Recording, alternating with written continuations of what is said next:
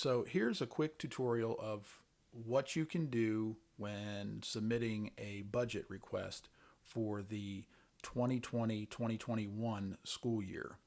The easiest way, well, I think probably the only way right now, is to go to our webpage, knoxcc.org, and click on Staff, go to Quick Links, and go down to the budget form. Now, this will take you out of the web page and take you to the uh, budget form. Now, remember, you have to do one form per item. Now, I'm not talking about pencils or pens, but you know, main items needs to be one per. So, what you're going to do is you need to fill out, these are the fields that you need to fill out actually. So we're going to click here. You are the initial requester. Um, Put your first and last name in. Select your supervisor. Item requested.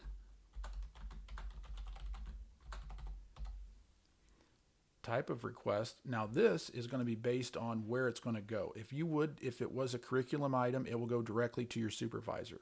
If it's something with facility ops or technology or software, that is going to go to either Jordan or myself with technology or software, and professional development will go directly to your supervisor. So for me, this is going to be a technology request, and I don't have any supporting reasons really for a new desk. I just want one. Approximate cost, $200, and then any supporting documents, quotes, PDFs, anything like that. You're going to click next and submit. And that's it. The main thing that you have to remember, though, is that you have to be logged in to your Google account, your knoxcc.org account, in order for that to populate and flow through. You don't have to select your email address, but as you do see, you do need to put in your full name. Then that gets routed to the appropriate person, and we will have one giant spreadsheet of all this information when it's all said and done.